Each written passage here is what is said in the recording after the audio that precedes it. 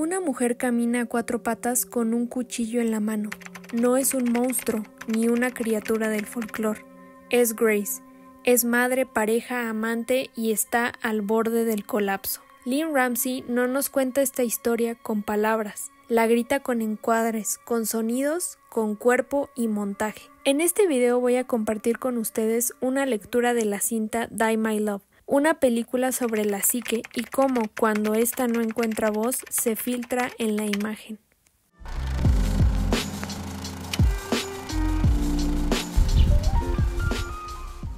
Recientemente pude ir al Festival Internacional de Cine de Morelia y ahí fue donde tuve la oportunidad de ver esta película. Normalmente cuando yo voy a ver una película me gusta no tener mucho contexto acerca de qué se trata, qué temas va a tocar.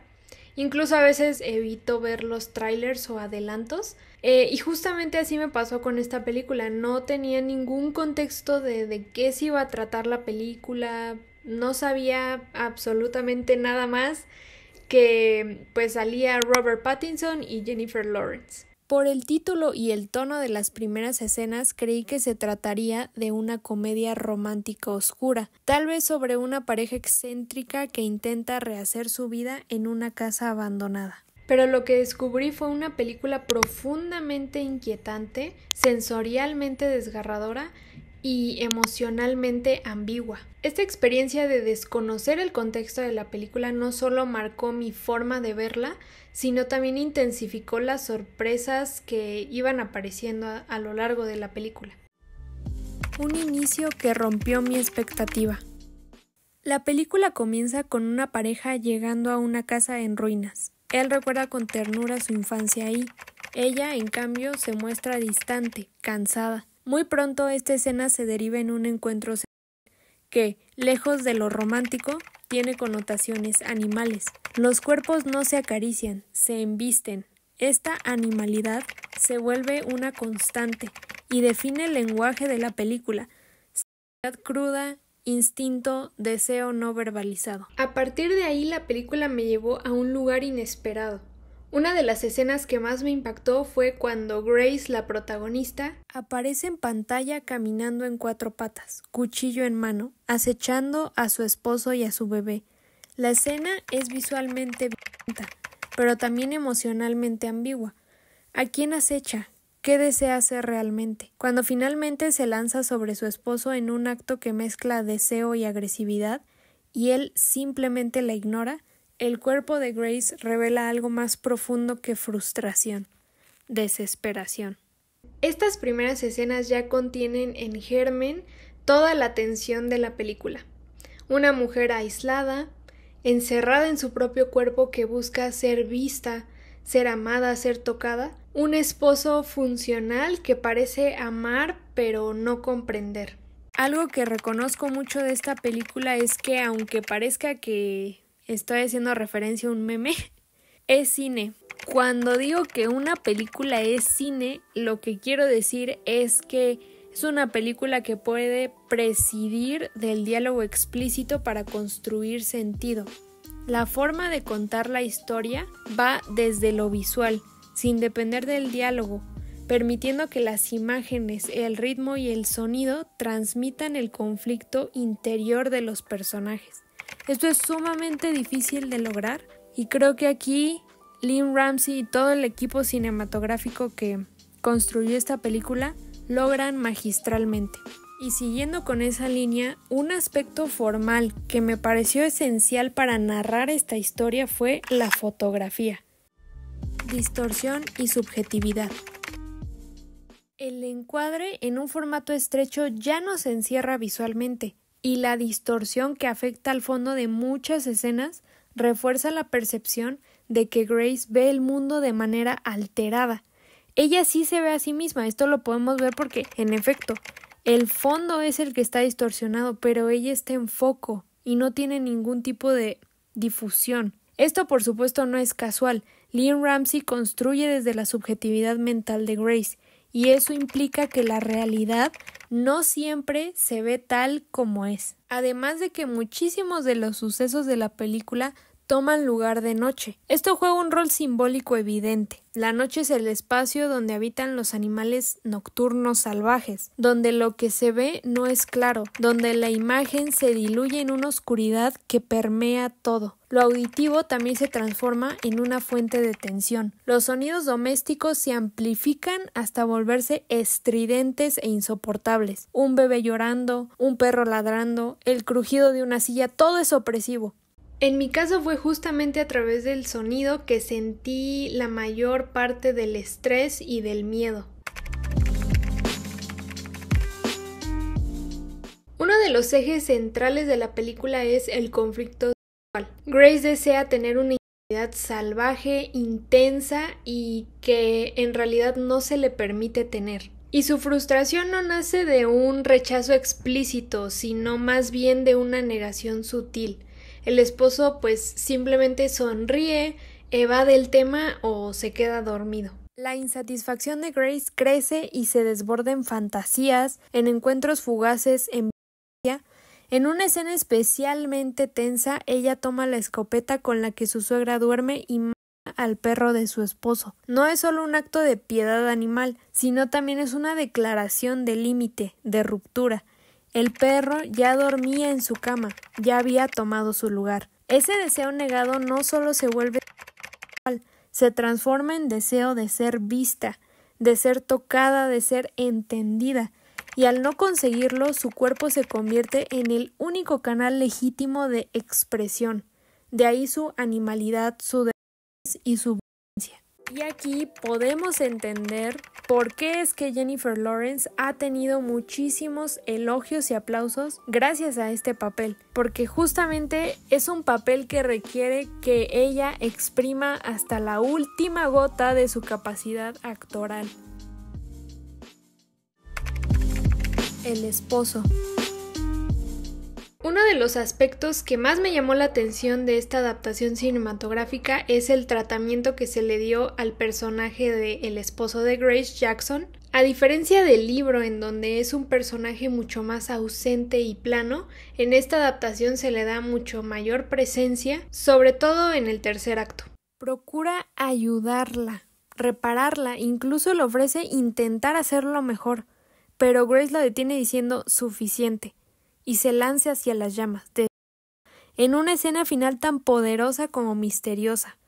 Y él no le queda más que observarla irse, sin poder detenerla, sin poder hacer nada para mejorar la situación en la que están. La madre y el posparto. La suegra, por otro lado, también tiene un papel mucho más marcado en comparación al libro. Pues aquí se presenta como un tipo de figura materna amable, comprensiva, pero que también está rota. Y es con ella con quien se sostiene uno de los diálogos más reveladores de toda la película. En una escena posterior a que Grace desaparece por muchas horas con el bebé, la madre de Jackson le dice a su hijo que ella está muy preocupada por el estado de Grace, que no es normal que haga eso. A lo que Jackson le responde que claro que es normal, que todos pasamos por estas situaciones difíciles en nuestra vida mentalmente. Incluso le dice que si ella sigue siendo sonámbula, así como de ve, tú también estás pasando por lo mismo y es normal, no pasa nada, se te va a pasar al igual que pasará con Grace. Y esto es una perspectiva que se va repitiendo mucho a través de la película, el hecho de que lo que le está pasando a Grace no es tan grave, que es más, no es la única que pasa por esta depresión posparto, que a todas las mamás les pasa así, pero que no se preocupe, va a pasar. Cuando en realidad el estado mental de Grace va mucho más allá y es mucho más profundo que simplemente una situación por la que pasan todas las madres del mundo.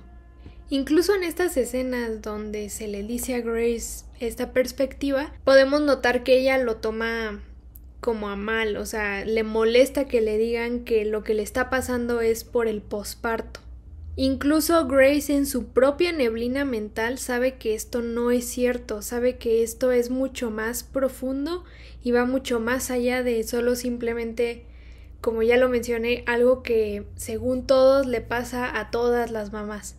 Con respecto al bebé, la película sugiere que Grace no le tiene un rechazo. A diferencia del libro, donde hay pensamientos violentos hacia él, aquí se la muestra más protectora. Nunca lo trata, siempre responde al llanto de su bebé, lo alimenta, lo toma en cuenta incluso en momentos en los que la psicosis la domina, incluso en la escena del cuchillo que aparece al inicio de la película, parece que el verdadero objetivo era el esposo, no el bebé. Eso no borra la atención, pero sí redirige el foco. Animales, deseo y lo salvaje.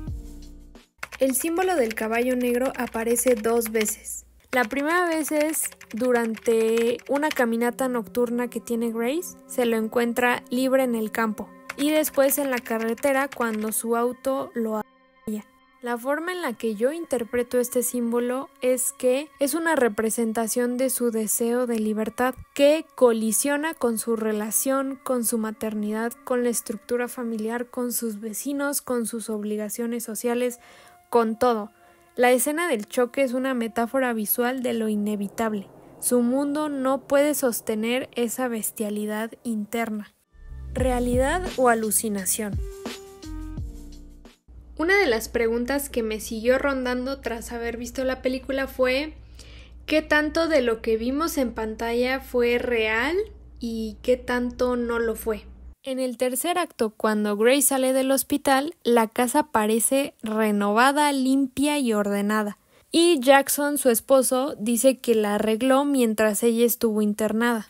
Pero lo que no me termina de cuadrar de esta versión que Jackson le dio a Grace es que podemos ver que antes de que Grace entre al hospital, su bebé es un bebé de más o menos 6 meses y cuando ella sale del hospital, el bebé sigue siendo de la misma edad, o sea, el bebé se ve exactamente igual. Entonces parece que el tiempo transcurrido no es suficiente como para hacer una remodelación tan drástica a la casa, ¿no? Entonces esto me hace pensar, ¿qué tal si en realidad la casa siempre fue así de remodelada, bonita, ordenada? Y en realidad el estado mental de Grace la hacía ver toda vieja, que necesitaba reparaciones, desordenada. ¿Y qué tal que no era lo único que ella veía así, como distorsionado? Una de las razones por las que también creo eso, aparte de esta situación de la remodelación y el bebé, es que en una parte se ve un encuadre de los pies de Grace y se ve que tiene las uñas pintadas.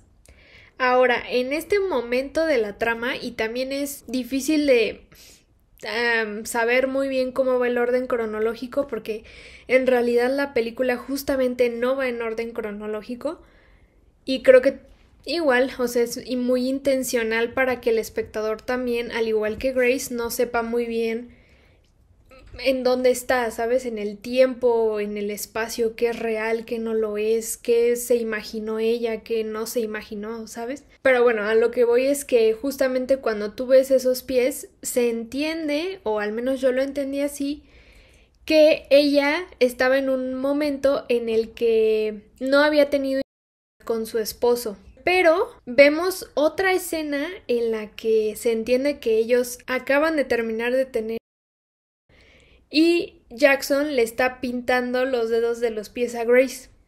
Entonces eso me hace pensar que también tal vez, y es una de las interpretaciones que le dio mi mamá, de hecho, o sea, ay, pues es que es una película que yo creo que tienes que ver varias veces, ¿no? Para cachar todo. Yo no sé si comparto al 100% esa percepción, pero lo que decía mi mamá es que probablemente el esposo sí tenía con ella, o sea, normal, pero ella como que no lo veía, o sea, no, ella se imaginaba que no era cierto, que no era la realidad de su matrimonio. No sé si me estoy dando a entender en este aspecto, pero sí. Pausa, ahorita que estaba editando el video, recordé que esa escena en la que vemos los pies de Grace pintados, me parece que es la escena en la que ella le pregunta a Jackson que cuánto tiempo, según él, le calcula que no han tenido relaciones. Y él le responde que unos 2 meses por ahí. Y es que no lo sé. Yo no me pinto las uñas de los pies, así que no estoy segura de posterior a que te pintas las uñas de los pies, cuánto tiempo como que se te va despintando. No sé si de hecho tiene sentido que en 2 meses posteriores a que él le pintó las uñas, las siga teniendo como intactas. Pero esto es algo que me gustaría leer en los comentarios. ¿Ustedes qué opinan? Y pues en realidad siento que la directora sí... Creo que sí es una directora que le gusta no dejar muchas cosas claras o emitir juicios muy directos hacia tanto sus personajes como las situaciones por las que pasan. Me parece que su forma de contar las historias y de dirigir todos los aspectos formales es para que nosotros podamos escuchar la historia y observar a los personajes. Ha dominado esta forma de contar historias sin juicio o sin una conclusión muy clara hacia tanto los personajes como las situaciones. En conclusión, me parece que Die My Love no es una historia simplemente que habla de depresión postparto. Tampoco es una historia de redención ni de sanación. Me parece que es un retrato doloroso y salvaje sobre el deseo, sobre las relaciones rotas, sobre un cuerpo aislado que grita cuando nadie lo escucha. Es una película sobre el colapso, sobre identidad fragmentada y sobre el silencio como grito. Ramsey nos arrastra a la mente de una mujer que no encuentra palabras para decir lo que siente, así que lo expresa con su corporalidad, con su violencia. Se vuelve un animal, se vuelve fuego y se vuelve nada. Es una película que creo que es muy incómoda, pero a la vez es muy bella.